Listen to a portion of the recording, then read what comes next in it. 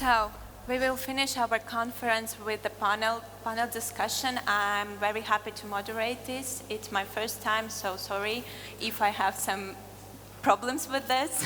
Let me help. Please let me help. And I'm very happy to be around with such experts. We have the question for the panel, if the crypto industry is under-regulated, regulated, or over-regulated. But actually, it's like very general topic.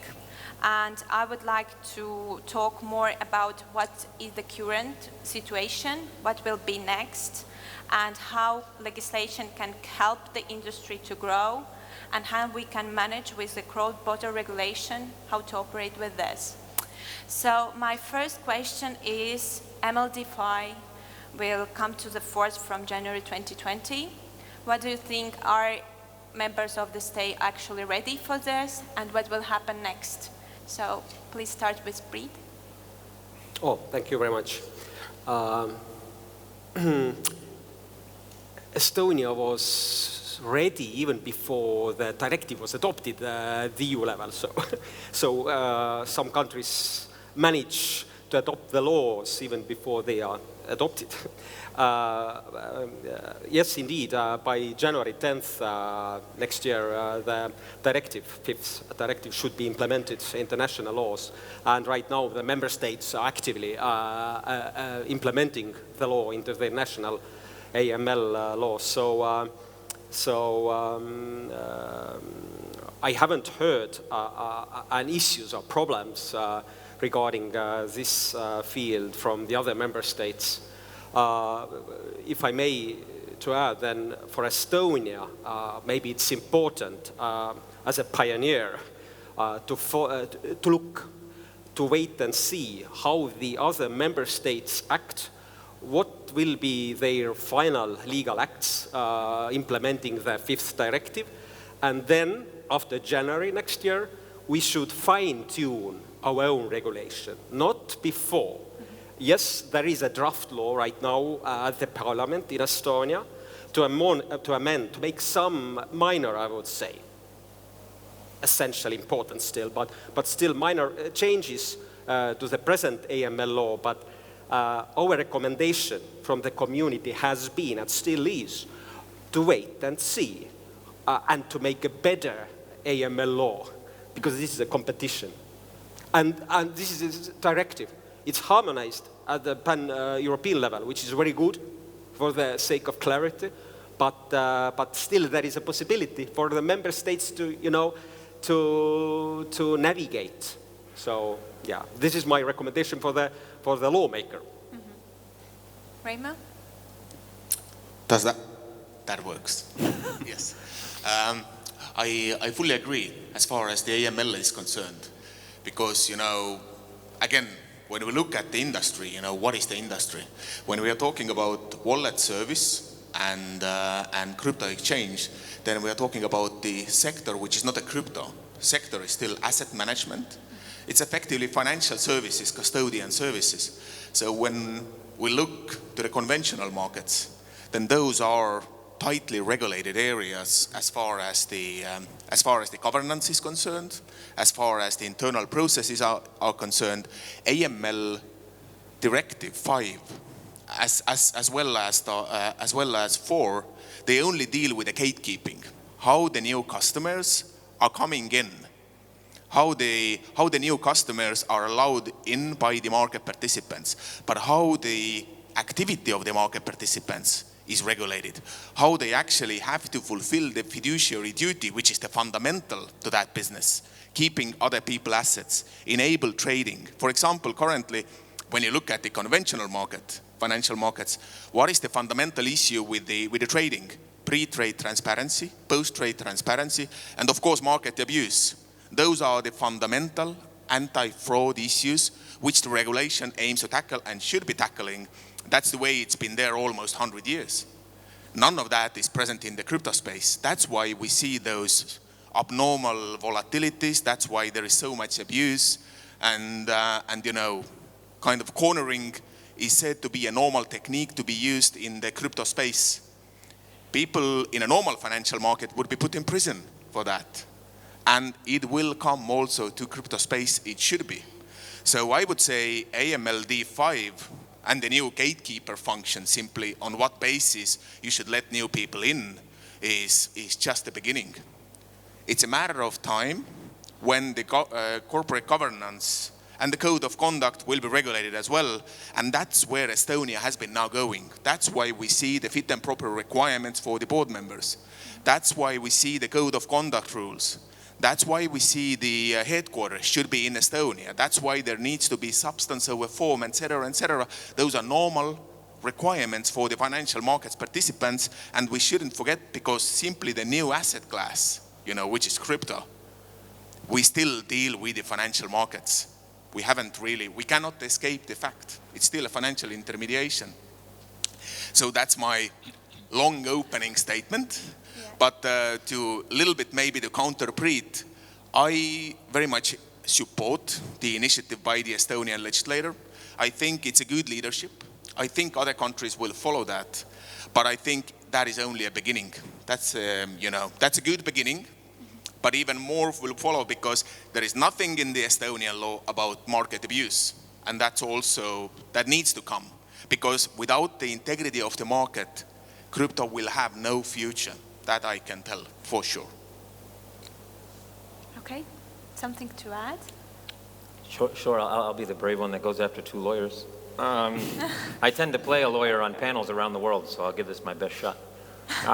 So I think the actual question was more is people are ready to adopt, if the countries are ready. So in my experience with regulation in the EU, and that specifically, let's say with MiFID II, MiFID II, I think, was initially redacted sometime in, 2008, 9, something like that, 2007? 7. Yeah. And some countries still aren't fully compliant with MiFID II. So the question now, AMLD5 is a much easier and much more, let's say, less complex directive to follow.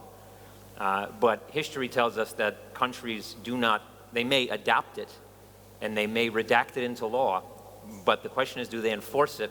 And does it actually change anything? And that's going to take some time, I do believe. Having said that, I think a lot of people in the crypto space, so I'm an exchange owner. I set up here with a few other ones. They're either upset, or they think it's too onerous, or they think it's going to ruin their business. And I think that's ridiculous.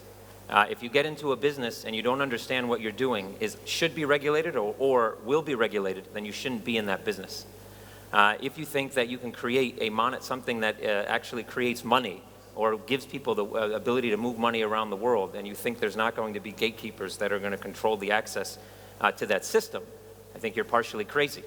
The world as we live in, that's the world we live in now. It doesn't mean the world of the future isn't going to change, but the world we live in now requires regulation. Unfortunately or fortunately, depending on what side of the line you sit on. So I think it will take time for it to be, Estonia, I think it was November 27, 2017, when actually the licenses came into effect here. And I know that date because I was sitting in Georgia. I was going to establish my company initially in Georgia. Don't ask me why, it's a long story. But I was in Georgia, and I decided, I need a place that has legislation on the books when it comes to crypto exchanges. And Estonia was the only place in the world outside of Japan that had written legislation that had anything to do with the business I was going to create. And that's why I came here. So I agree with Reimo on the point that I think we need to start moving. My company actually helped rewrite the law, believe it or not. So we had only been here about 8 months. And we did a little event in our office. We had about 50 individuals in our office. And I specifically said, I think at that time it was about 1,000 licenses that were issued. It's actually 1,430 something up to this point. That's ridiculous. Even 300 licenses a year, if anybody works at the Finance Ministry's office that's listening to this, is ridiculous. Why would you permit 300 regulated activity licenses to be issued? Why would that be a goal? Why is there a number for a goal? That doesn't make any sense to me whatsoever. So I think we need to move. We need to show the rest of the EU and maybe the world that Estonia is actually a hub, because it has a moniker around the world of being a hub right now for crypto, and that it's progressive. And that's partially true. I mean, here's some cold water in the face, Estonia, but that's partially true, but it's not fully true. And we can make it fully true, but we have to move, right? The more time we sit and wait and wait to see what everybody else does, we already know what everybody else doesn't do. Regulation, the same gears move, doesn't matter what the regulation is. We know what will happen, right? They will either overshoot or undershoot. They will undershoot, create bad PR, and then overshoot, or they will overshoot, create bad PR, and then undershoot. That's the way regulation works, and it's not going to change. So why shouldn't we be the ones? It's a small country. We're progressive. Let's do it. You know? Yeah. Why are we waiting? Okay. What about the cross-border legislation? The being compliant with every country regulator is a challenge.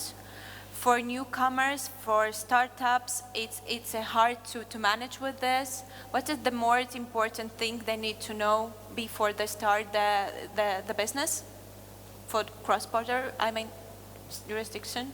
Is that to me or somebody? I don't know. It depends. Anybody want to Pawel? jump in? Okay,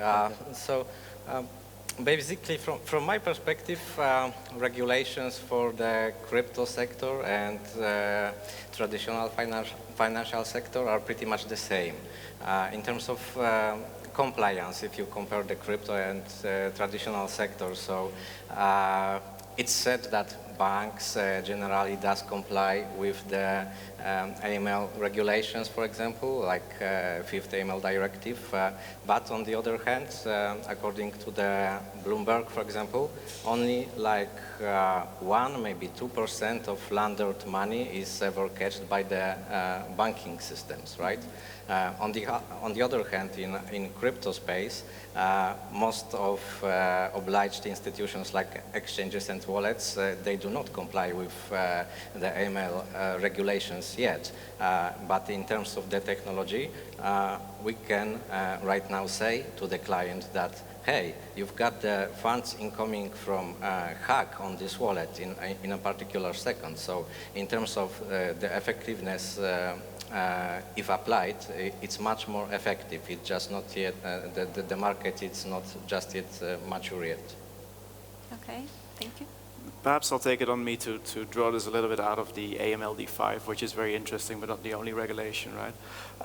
And what I find interesting, looking at that, because anti-money laundering directive requires companies to collect certain information about people, retain that for a certain amount of time, which is something that you then need to think about how to actually handle that data under the GDPR, which again is my subject. But these things probably like emphasize each other and boost each other to do more on this side and more on that side, and then there's probably another regulation that kicks in again.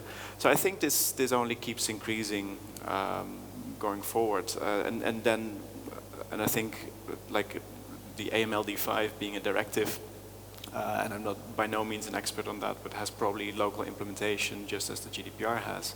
And we see already under GDPR, under how you need to deal with personal data in different jurisdictions, that there are quite a few differences per country, especially if it comes down to employment, which then is not so relevant to crypto. But in many areas there are little local differences, and you need to do that exercise of basically going through the specifics of every country that you actually do business in to understand how you can comply to those regulations. So the topic here was cross-border, right? So, look, I don't like to say I'm a fan of regulation. I don't think anybody in the heart of hearts is probably a fan of regulation. What I am a fan of is order. And when I get into a business that needs order, the finance business needs order, right? Even good people do bad things when they're not forced to do good things. And you can run that around your head for a while, but it's the truth, right? If the regulations aren't there, and we can clearly see that in crypto, where the regulations don't exist, even companies that are run by people even from the financial industry that obviously know that there's probably regulation that should touch them, even if right now it doesn't officially, or they found a loophole for it not to touch them. They don't comply with that regulation because, well, why should they? Maybe it's going to cost them money, maybe it's going to take more time. So cross-border is definitely an issue that falls into the regulatory category. It is nearly impossible right now to offer certain services globally.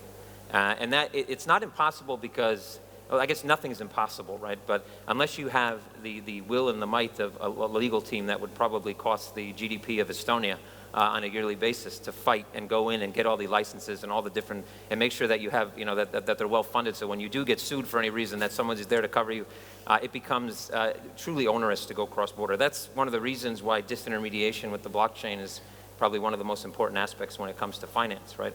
Being able to disintermediate and then have a system that hopefully at some point can be proven trustless can eventually lead us to a place where that regulatory oversight may not be 100% needed, thus reducing the onerous tasks we're supposed to do as regulated financial enterprises. So right now it's difficult. So in that aspect, you kind of need to take risks. As a business owner, you have to look, right? Obviously there's certain risks that you simply shouldn't take, right? There's risks that are obvious risks. One of those is, let's onboard a bunch of clients without knowing who they are. Yeah, that's not a risk you should take. That's an easy one, right? That's a low-hanging fruit. When you have a compliance manual in your business, whether it's 10 pages long or 500, like AML is like literally like a half a paragraph on page 1. I mean, we're not talking about a huge piece of your whole compliance architecture, right? So I think at the end of the day, the technology can lead us to a place where cross-border becomes easier. But for now, in fintech and always in fintech, you need to be a little bit of a trailblazer. You need to find where the risks lie and take the risks you're willing to take, and just be ready on the other side when one of those risks probably ends up slapping you in the face, which eventually it probably will. Okay. If I may also add something, then actually I'm dreaming of global harmonized legal framework, but I understand this is just a dream.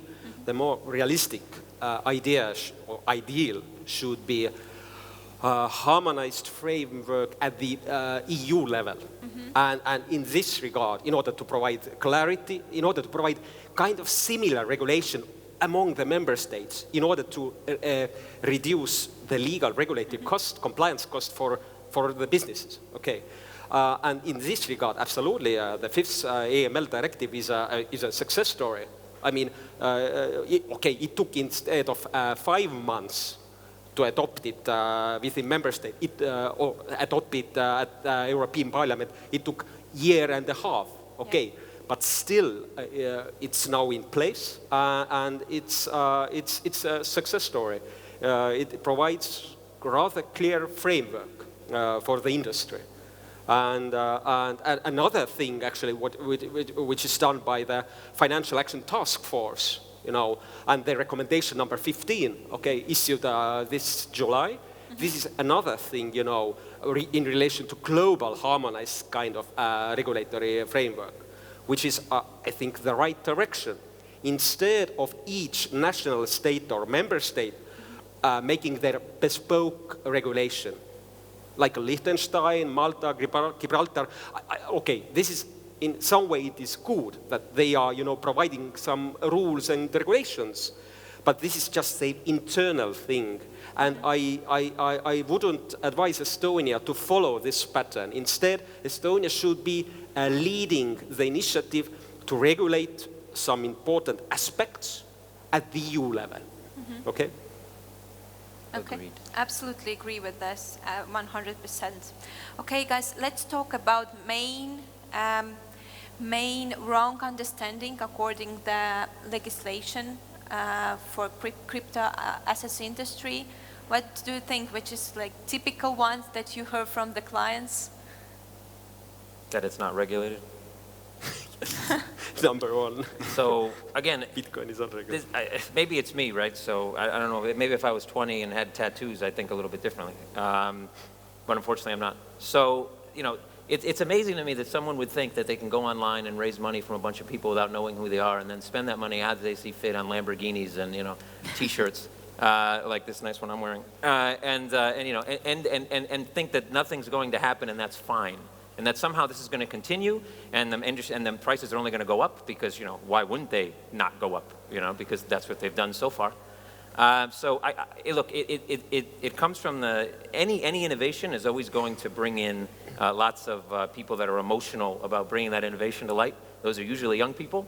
Old people have one thing that young people don't. They were young once, right? So we already kind of understand what that's all about. Young people have never been old, right? So obviously everybody around the table that was over a certain age was like, well, this isn't gonna work. But to be honest, that always happens, right? Any innovation, you always have this kind of bell curve where it goes from 0 to 1,000, and then crashes, burns, and then we figure out what's left after the ashes. And I think that's kind of where we sit now in crypto. We still have a bit of burning to do, for sure. There's still a lot of nonsense. And again, issuing 300 licenses a year. By the way, I'm going to repeat this again. Ministry of Finance. That's ridiculous. That's not going to help, trust me.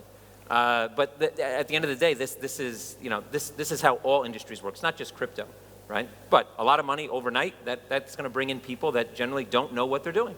That's it. They're trying to make money. Or I would say maybe they know exactly what they do, and they just follow the human nature, which is defined by the greed, right? And oftentimes people, when they are greedy and they are not stupid, as opposed to they're quite smart and lack a kind of natural cautiousness because of having the lack of experience of life, then things start to happen, and that is not proper, in my opinion, to call it innovation. We have seen it, in cycles. We go back, that's why the securities laws in the 30s were created in the US. We saw exactly the similar phenomena, right? Monies were raised in great amounts. People were left behind in ruins, their life savings being burned. And what happens? The markets were regulated. The world followed. The entire world was regulated. All the capital markets were regulated. What is now happening in this space? Is that different? It is just in the smaller scale. The difference is only the scale is smaller, but the global reach is bigger. And why is the global reach bigger? Because we have the new means of communications. But in essence, is there anything new? I mean, simply if I look to the market, right, and see, for example, how certain instruments are being traded, and even if I talk to those traders, those are kind of clear manipulative behaviors which are clearly forbidden under the existing regulations for the securities markets. For example, cornering, or front running. pump and dump. And then people who actually are involved in this and make a nice chunk of money with that, they say proudly or less proudly that, yes, it's pump and dump, but I did it because it made me a loads of money. It's literally it made me a loads of money. It's a hashtag on Twitter, right? Right. But it's not forbidden, and that's also clear. I think what is a myth, and when you're asking, what is a wrong understanding, that is actually not punishable. It is. It is most penal codes in the world. They include something like investment embezzlement or fraud. And good lawyers, if they are hired, they will qualify this. They will qualify under the provisions of fraud or investment embezzlement. Most of the ICOs would qualify as investment embezzlement, I dare to say. So they are not out of the hook. It's not only SEC who can go after them. That's a wrong understanding. Yeah. Perhaps taking it a little bit out of the financial regulations again to what I know. Another myth is I think being 100% GDPR compliant, right? That there is no such thing as 100% GDPR compliant. What I see in practice, there's doing a lot of effort, and everything is accountability and effort based. You need to document what you're doing, and then at some point it also becomes a bit of a business risk kind of driven decision. How much do you do? Probably doing the last 20% of your GDPR compliance is going to cost 80% of the money that you could spend on it. And at some point you also need to take the rational approach and basically thinking about, okay, what is it that I actively need to do, and which minor items do I not need to care about right away or not do it to the full extent, because then it becomes, especially for new companies, if you want to start a new business, it almost becomes impossible. So you certainly need to take the rational approach to this. If we talk about GDPR specifically, but I think that's also because the process is more based around accountability and taking responsibility for what you do instead of following strict guidelines which you don't have. Right? Yeah. From that perspective, do you think that most of the future blockchain applications will be private and permissioned? I would hope not. In order to have a responsible person. Yeah, I see certainly that if you look at private permission blockchains, it's a lot easier to comply to anything GDPR related, and there are big open questions for public permissionless. But the real innovation in my mind is public permissionless, and this is where the interesting things happen that we need to find solutions for also under these different laws. But no, I would hope that it's not all going into that direction. Perhaps hybrid models, right? There's always GDPR too, right? Right. Or there is more enhanced technology, Yeah. which allows somehow governance, because the issue of governance, that's what we are discussing here, right? Right. Okay. Yeah. Actually, regarding the question, I have 2 points. Actually. One, misunderstanding or misconception regarding this crypto industry and the clients has been, or the interpretation of legal regulation has been the thing regarding crypto authorizations or licenses issued by Estonian police for crypto exchanges or wallet providers. And the clients consider, or the community assume that when the business has been authorized by the police or financial intelligence unit, then you can do business here in Estonia, then you can do business everywhere, in all member states or even third countries, no problem, which is not true. This is a totally wrong approach because unfortunately AML authorizations, they haven't, they are not using the regulation, this passporting idea, so you can authorize yourself in one member state and then, you know, easily provide the services the other member states. So it's not possible regarding AML regulations. So you have to, if you have a business customers in Germany, so you have to, and you do business as a crypto exchange in Germany, you have to follow the German national AML laws as well. So this is one misconception. And okay, the second one is, you know, that if the business has a great idea, already programming is, development is ongoing or almost ready, then the startup comes to me and asks the legal questions. But launch day is, or tomorrow. go live is tomorrow, indeed. Yeah. So maybe there And is a legal basically- topic as well. Maybe you can look at it. But I assume that there is no legal issue because this is a very unique idea, and I assume that existing regulations do not regulate the product or service I'm planning to launch. So again, legal and regulatory advice should be on the top. In the planning stage. Even engage lawyer in the planning stage, indeed. So. Yeah. Good point, Priit. Give them 2 days and- at least. That's the thing. At least 2 days. 2 days, yeah. Not yesterday. Okay, if we're talking about the future, what do you think, what should be, what steps we need to do from the regulatory prospects to help industry to grow? What we can do, we have the clear understanding in EU. We do not have clear understanding in every member of the state. What we can do to help to grow and adapt the crypto assets and to grow it according to the regulation. Maybe I can start. Yeah. I think US, even though this is now a very unpopular statement probably, US has intuitively taken the right approach. Perhaps too far-fetched, but intuitively the right approach. What I mean by that is all instruments which contain investment risk, they effectively are securities. People are putting their, people are taking investment risk, they expect capital gain. Even if they don't expect contributions, they expect capital gain. And that is called risk. This risk deserves transparency. Transparency when the instrument is issued, that is disclosure. And secondly, when this instrument is traded, there should be a fairness on the market. And so simple is that. It all comes down to the transparency and fairness. And until those two principles are not really adopted to the crypto space as well, this industry will not bloom. It will always remain marginal, and furthermore, its reputation will be ruined at some point of time, or rather soon. And we see that happening already. You see how often, criminal proceeds and crypto are connected in the same sentence. It's clearly a flawed statement, because you could equally make the statement, the fiat money and criminal proceeds in the same sentence, and it's equally true, right? Yeah. But it's kind of, you see this bad reputation coming along because the sector or the asset class is lacking fairness. Mm-hmm. That's what needs to be brought in, fairness. I would continue on that same point and say that from a business owner perspective, communication and education.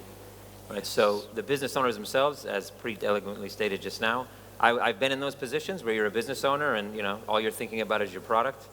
and you haven't shaved in 6 weeks and you look a mess because all you've been doing is working, and then you go, oh yeah, the legal. And then you expect, that the lawyer, well, it's a lawyer. What is, he doesn't have to do any heavy lifting. This should take him, 10 hours or 9 hours. He'll knock this out, no problem. So I think education is one, from every level. I'm talking about actually whether it's public education, private education, but also the regulators themselves and government should be helping to educate business owners, right? If they don't want the 1,000 licenses and all the nonsense and the PR-related nonsense that happens afterward, they should be educating these individuals before they actually start their business. That's a good investment from the country, to be quite honest. But also communication. So the regulator here in Estonia, I was talking about the FSA or the finance minister's office, are very open. I've been in meetings inside of either office that were literally set up 45 minutes in advance. That's almost unheard of in the world, and that's great. That's a great first step, second step, and third step in the right direction. But still, there needs to be back and forth communication. It can't simply be communication from one side or questions being raised and not answered. Many regulators will allow you to ask a question, but you get basically the standard, that depends on your specific circumstances. And if you'd like to know more, file an application. And that's great. And understandably, the regulator doesn't have enough time to communicate with everybody. But obviously, it doesn't help either. So communication is key. Education is key. And at the end of the day, I can give you a clear example. So we just helped establish a sandbox, a regulatory sandbox in Montenegro. You can ask me why off stage, but Montenegro. So it took 6 weeks from the time we met the president of the Central Market Authority into the time we had a redacted draft already voted on and in the bylaws of the CMA in Montenegro. That's amazing. It's amazing for the country. It's amazing. Obviously, we're talking about small country. I mean, there's obviously so many caveats there that we could discuss and debate. But what that means is that now they have a system where they can actually pre-vet guys that come in and have no legal advice and want legal advice in one day can go into the sandbox and, well, they can prove that their idea doesn't work. And then there's no reason to go through the legal aspect of the licensing. And these type of things are absolutely necessary, especially if you, I'm going to say this again because it's just sticking in my mind, especially if you actually think or plan to issue 300 licenses a year in a regulated service. You better have your, and sorry for my French, but your shit filter well in order. You need a shit filter. If not, shit flows down river, guys, and all that shit's going to flow right to the regulator. And that's not going to make it good for, it's not going to make it good for me as a business owner, and it's not going to make it good for anybody in the crowd that may want to be a business owner under that same licensing regime. Okay. Pawel, would you like to add something? So from my perspective, in fact, blockchain industry brought much more awareness into the financial system of how the financial system actually works. So before Bitcoin, actually, there were not so many people in for example, in the social media, in communities that were aware of how the financial system works, what are the relevance of the regulations like AML, GDPR, and now it's more and more of these people talking and talking. So this educational level is something that was naturally somehow brought by the blockchain technology. And from my perspective, seeing how much the traditional system is ineffective in terms of anti-money laundering, GDPR, and other regulations, I can say that regardless of what the regulations will be, the blockchain technology gives the foundation to actually meet with this regulation, whatever actually the regulators will came up with. Okay. Okay, if we are thinking about we heard a lot about crypto and illegal markets, they're connected to each other. If we think about this, do you think that connecting cryptocurrencies with the illegal market actually do not prevents crypto adoption? Well, so when it comes to innovative fintech, it's always adopted first by criminals. So you can take the checking system in the U.S., what was called kiting checks back in the 70s and 80s, which was basically writing checks with an identification under a bank that was across the country. So the bank had to send the check across the country, which would take 6 or 7 days before they could clear it, but they would already cash the check because the check was drawn off of a bank they knew. That was super prevalent in the credit card fraud. Credit cards started in the 50s. Credit card fraud was rampant when credit cards first came on the market. Criminals always find a way to launder their money. So they will always look to the newest way to launder their money. So what we could say is that if it wasn't for criminals, we probably wouldn't know what Bitcoin is, to be quite honest.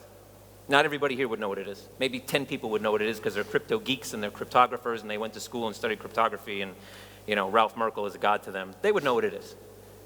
But most of us wouldn't because the adoption rate, an immediate adoption rate for crypto was 100% criminal activity when it comes to the finance side of it, 100%.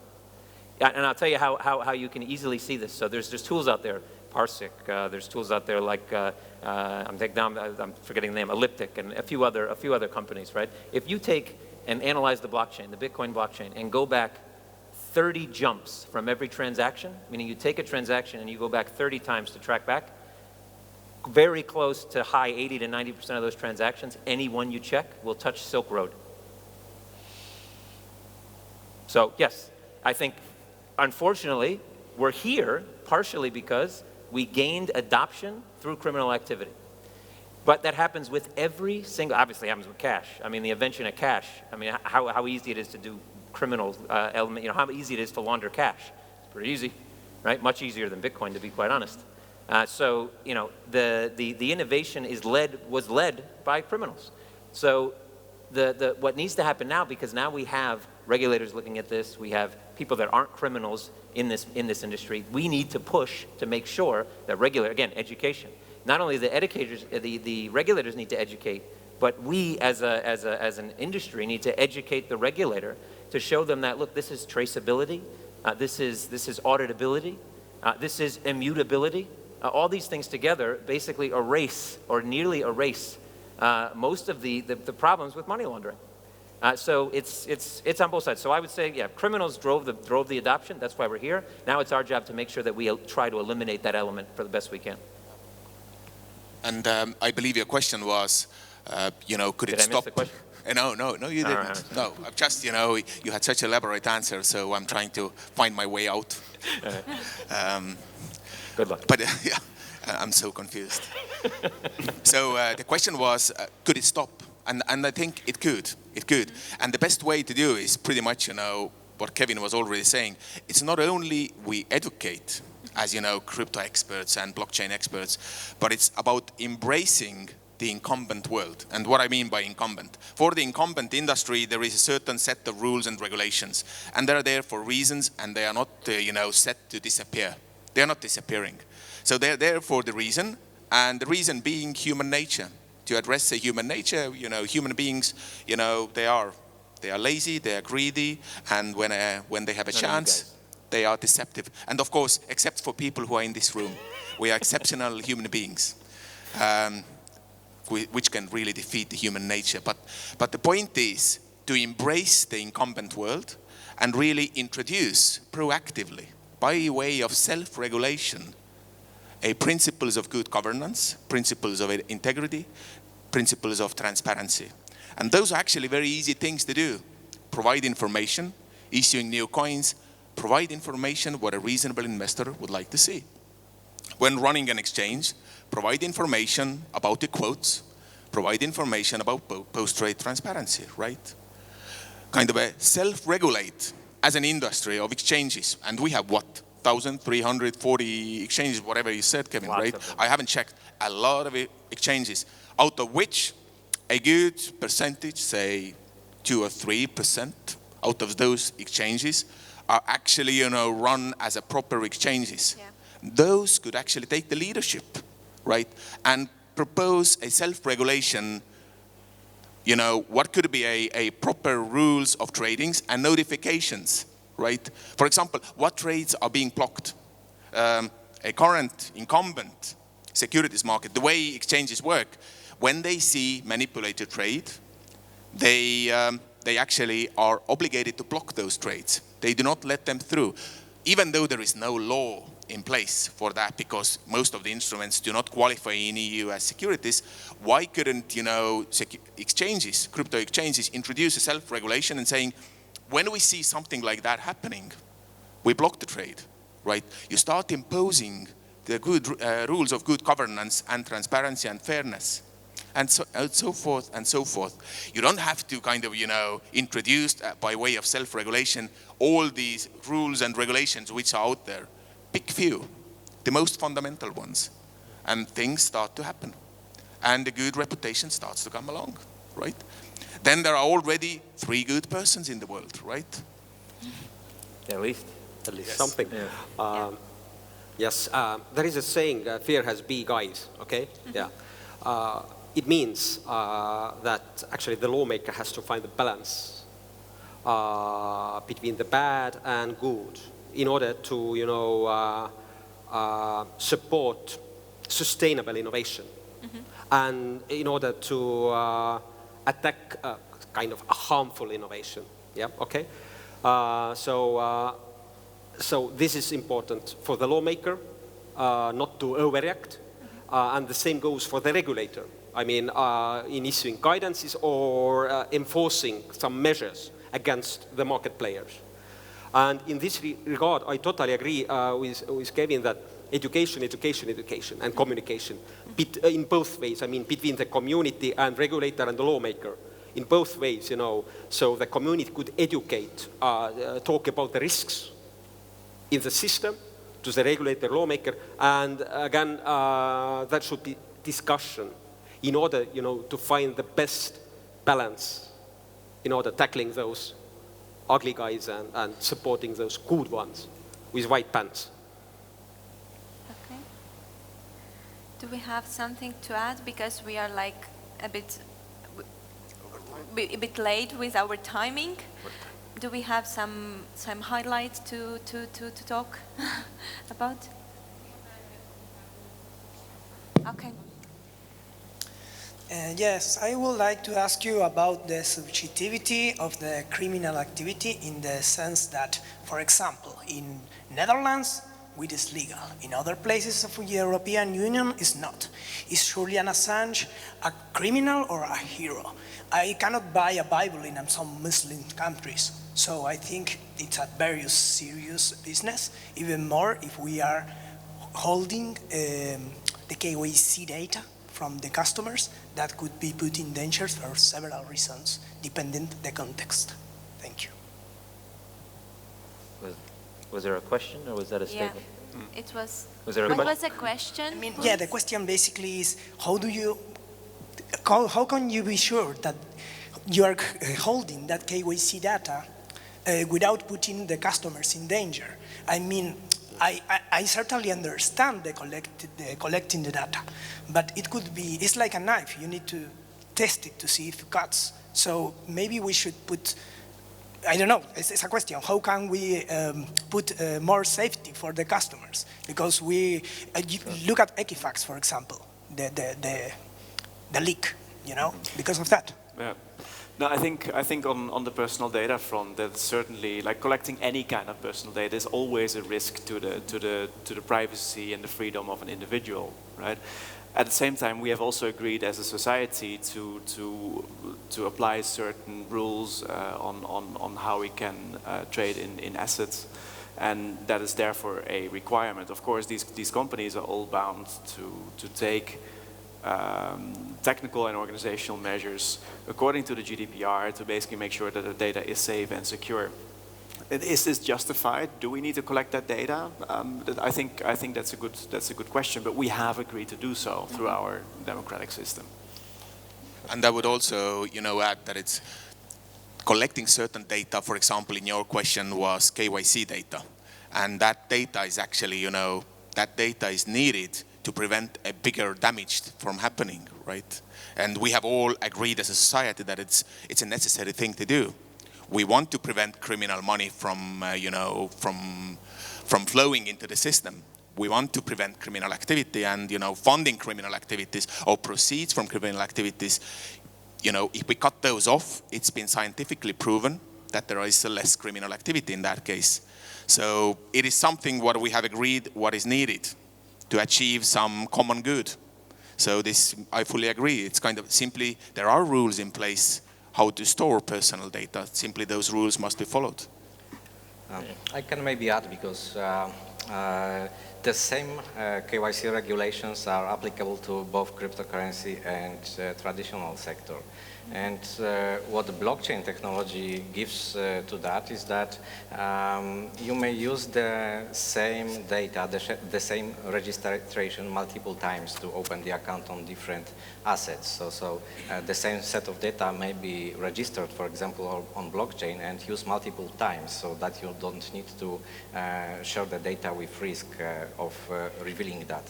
So that's the... To expand on that, obviously because if it's centralized and you're sharing it with one place, obviously then there's one centralized database with everybody's information in it. That doesn't work either.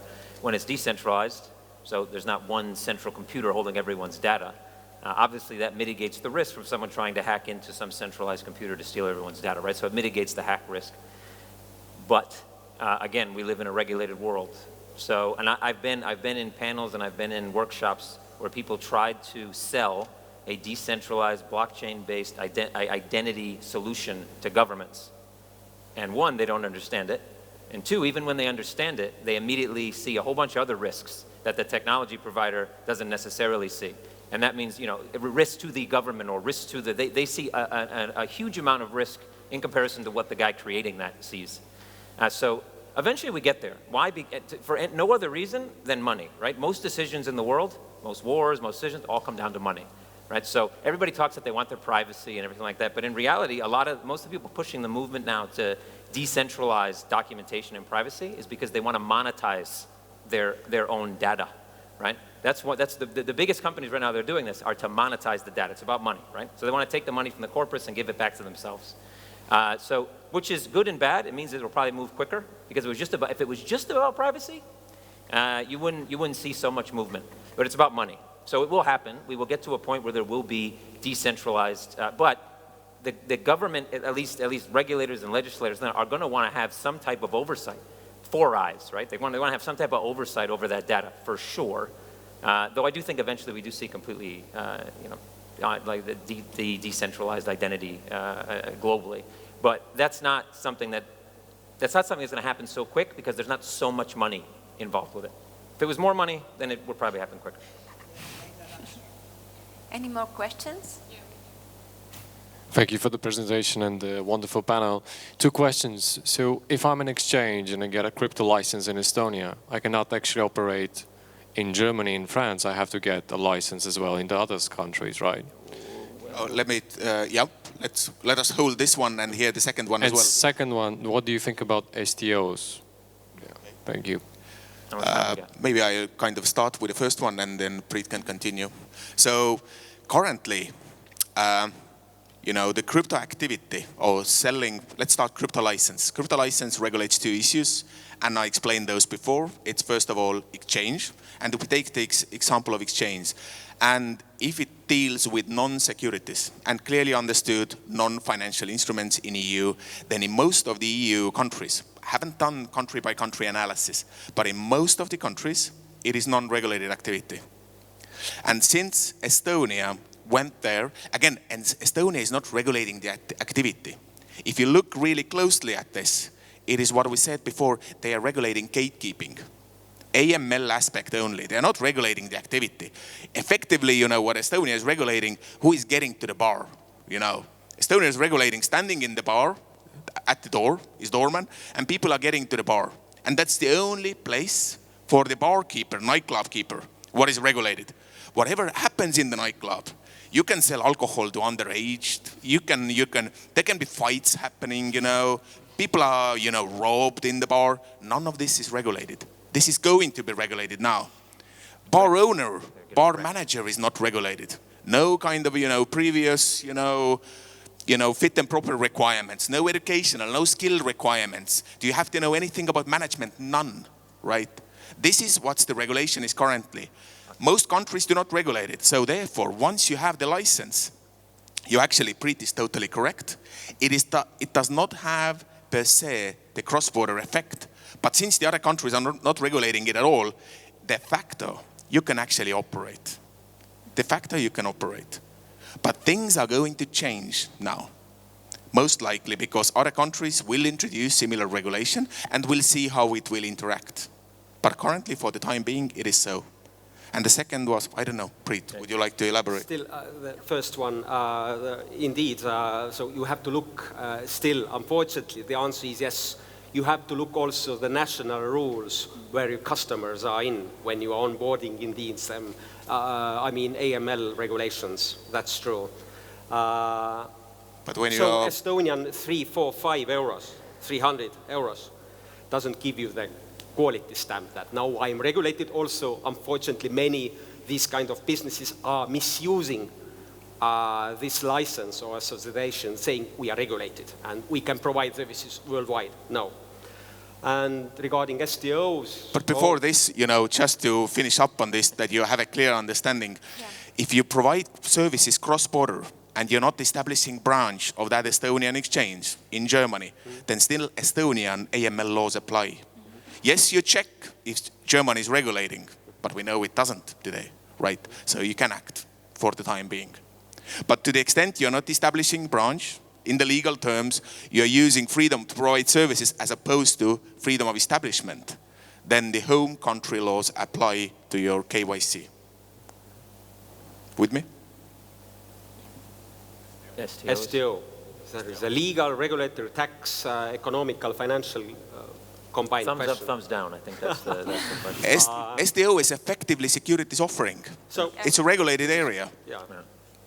I feel like this. I would add that STOs don't exist yet for the most part, because there's only certain reasons that you would ever even think of doing an STO with tokenized security, right? The moniker in and of itself is kind of a misnomer, right? Because there's no such thing as a security token when it comes to legislation. There's definitely guidelines around the world that talk about the term STO, but there's no such thing as a security token, but there is a security and you can tokenize it. And in most of the world right now, you can legally form an STO under a regulation that already exists. You're simply adjusting a subscription document to say that the actual right, or if not the right, sometimes even the natively, let's say, issued object is a token on a blockchain. No big deal, guys. That's like a lazy solution, right?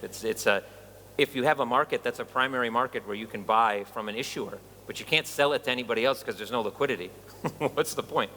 Right, so until there's infrastructure underneath, there's no STO market, and thus the term is just another way to crowdfund without putting the term ICO in front of your crowdfunding, which everybody automatically equates to a scam. So now STO just sounds prettier, right? It's putting lipstick on a pig right now. Hopefully, we will get to the point where we have secondary market access, where there is settlement, where all these things take place, and then it really makes sense. It makes sense for certain sized companies, at least initially, then eventually probably larger companies, to tokenize. Imagine the day when you can go to, like I think, you can go to Prisma and buy tomatoes with tokens from, you know, the Rimi. Or you can, and those tokens also are actually a security. So you actually own a piece of the company, you can spend that and exchange it and move. Everything becomes a value, right? We truly have the internet of value if you can start to tokenize these things. But we need infrastructure first. Front end is meaningless without the back end. But I would say it's a great aspiration. Yeah. The thinking goes to the right direction. And the laws and regulations are, for the great part, are there. It's really, we can have, you know, legal theoretical debate, you know, whether book entry security qualifies as a token, or token qualifies as a book entry security, because securities by the regulation, now comes the, you know, 10 seconds of a legal talk. So it's currently securities in the EU, when they are traded in the markets, they must be issued in a book entry form. Book entry form is understood simply an entry in a ledger. So most of you are technology people, you understand that token is actually something identifiable. It is not simply a book entry. So the first big legal question could be, does token qualify in a book entry form at all? And therefore, do the existing laws and regulations support issuing security tokens in the first place? I believe they do. I believe the big issue there is that it must be dematerialized. Securities must be in a dematerialized form. Tokens clearly are dematerialized. So I think in a bigger picture, laws and regulations are there. And STOs are great if they come. And they will come, or when they come. And they will come. They are already here, actually. I'm talking about the EU. So, but this is a very recent thing for everybody. I mean, if you look at the EU, the member state, then, for example, Austria was the first country, or Austrian regulator was the first regulator who approved the prospectus of STO, okay, in November last year, okay? And then Germany followed in January. Malta had bond issuances. But in Estonia, we're still waiting for our first STO, proper one. Not crowdfunding thing like in Lithuania happens, which is very good, but the real one, public offering. But no secondary market still. Still, unfortunately, regulated secondary markets. Also, there is, again, misuse about the exchanges. They are saying, hey, we are regulated and we can sell, security tokens, which is actually not true, at least in Estonia. I haven't seen a view even. There are no issued but MTF this is a licenses matter in of Estonia. time, even here in Estonia. I do hope that next year, in the first quarter, we will have a proper regulated MTF. There is one company that has a lazy solution, which is basically issuing a rights token tied to a right that's held in security by a Cyprus regulated entity, which is still quasi-legal, I think. I don't think it still kind of checks all the boxes, but yeah, no MTF licenses have ever been issued in Estonia. Banks have MTF. LHV, for example, has an MTF license, I believe. But Nasdaq has an MTF license. Yeah, they have to. They have trading securities. So. Excuse me, probably still I have a question. I just read an article one of the magazines about the German companies called Fundament just approved to sell SEO tokens for 250 million by Buffett. And I go a bit further, and as I understood, they could sell these tokens all over the EU. There is no minimum limit for investment, and there is more than 100 companies in Germany already who are going to get this approval from the German authorities to the STO sale. So it's like we are in the very beginning of a big group probably of the STO tokens. I think what you're talking about, even though I haven't really seen the same article, it is likely that what you're referring to is a primary offering. Exactly. And there is no secondary market and there is no settlement. What it means is they simply issued securities, then swap those into tokens, and then placed those with the different investors. If they had prospectus approved with a BaFin, they can do that. They can do that across the EU. Oftentimes, there are also security token issuances in US. And they are always, when I talk to the people who arrange those, they are always private placements. Hence, the select number of companies who qualify as qualified investors or professional investors. And even though the issue amounts can be quite big, it is not really, it is kind of, we are not in the beginning of the boom because there is no secondary market and there is no liquidity. And there can be no boom. It is for the reasons what we have discussed here before there is a big retail investment crowd participating in the secondary market. That's where the liquidity is coming from. That's where the speculators are coming from. And they create the liquidity. But currently, no secondary market and no depository, which would enable to host security tokens. A lot of this is done, obviously, for PR reasons. So BaFin's has become pretty progressive. I remember going to BaFin's office about 9 years ago for FX regulation. They were not progressive at all. But they've definitely kind of changed their colors a bit in that light. But it's still, the only reason why, if the first question you ask as an investor usually, especially if you're going to make a large investment, is how do I get out? Right? So I'm getting in now. But obviously if I hold equity, if I have shares in a company, whether they're tokenized or not, and the price goes, 5 times higher, but there's no way for me to sell out, what's the benefit? So without secondary markets, without the ability to trade out of that security, what is the value to the investor to buy into that security? Exactly, that's what I wanted to say. Okay, most of those issuances are actually debt, hence, fixed term, and the exit strategy is very clear. And that's the reason nobody's fixed doing equity, because you don't have an exit strategy, you don't have a secondary market. Yes, I assume you are talking about, I haven't read that article as well, but you're talking about BitBond, which was first in Germany in January. And this is a debt and a bond issue, basically. And if you look at the prospectuses, please have a look at it. Okay, it's a heavy reading, but that is also a risk part. I mean, there is a disclaimer which clearly says that unfortunately there is no regulated secondary market yet for the token to trade. But okay, if there will be the regulated market, then of course maybe it's possible, to trade. If it's BitBond, then it wasn't natively issued either. They issued a standard bond and then issued rights on the blockchain. Yes, this is a problem. I mean, for the liquidity, there is no regulated secondary market. But as I said, I do hope we will see soon those one. Otherwise, I don't know what. But I would also say that it's. For those bond investors, lack of liquidity is not a big issue, because even when we look at the conventional bond market is not liquid market, it's institutional market. Usually you buy and hold. So therefore, for them, really, it must have been mostly PR, I tend to agree. But they did well, you see. You also know the article and you also know the issues. Now all of us know. Okay, the question guys, is let's take the last question and then we need to finish. It's very hot discussion, but we are like very late. They're turning off the lights. Yeah. Is what's happening. So please ask a question. Hi.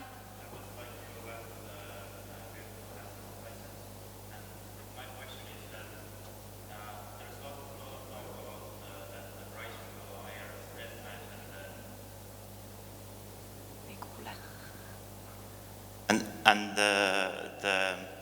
the time to get the license will go 6 times up, but what is the actual work that will get done that these companies are reviewed more better? Or like what's the justification for this to go higher and longer? Because I don't see that 300 licenses is too much. I think anybody who can follow the rules should get a license. Okay. That should be true, yeah. If you can follow the rules. Yeah. Because there's not any talk about what's going to be, how they will be reviewed that justifies this price rise. So Kevin actually answered this before. The first point is they want to prevent some kind of big problem. If they will issue 1,000 license, they like having in few, I don't know, maybe 10 or 20 lawyers who are dealing with this. They want to really have an onboarding and a clear understanding about the market and about how they will operate, and the regulator wants to be like clear with the licenses that are issued to control. So they need to have a possibility for the future projects. So I guess it's the first point. The second point, as I mentioned before, there will be stronger requirements for the members of the board and for the due diligence. Due diligence, and according the register, the company, the real business register of the company. So they need to check if the member of the board has the real knowledge, has the real experience, and has the good background to provide the services. And this is important for like the big deal for preventing the money laundering and financial criminal. Yeah. I would So say that's it's gonna reputational risk So for the that's country. going to take 6 months, and the reason for the higher price? Yes, Yeah. I would maybe chip in. I've been advising for the last 15 years financial services practitioners of getting licenses like banking, investment funds, payment institutions.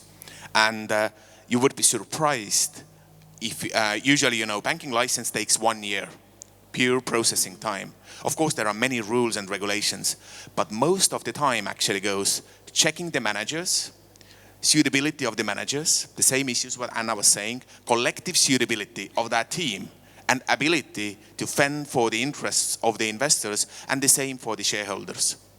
Those are actually lengthy due diligence exercises, and that's where the time goes. Yeah. And that's what the money is for, Can I checking on the management. just make one comment from an exchange standpoint? Yeah. So we received the first draft of this, I think, in last December. And we redacted this draft and made a lot of changes to it and sent it back to the finance minister's office. And most of those changes remain in this new law. Why? Why would I do that, right? I'm going to have to apply for those same, I'm going to have to do the same thing everyone else is going to need to do to make sure I'm compliant. So I won't lie, there's definitely a business reason. I know I'm compliant. So obviously that's going to mean that many other people that aren't compliant will go out of business. So from a business, I'm not going to lie, from a business standpoint, it's good for me. But from another standpoint, I do business in this country.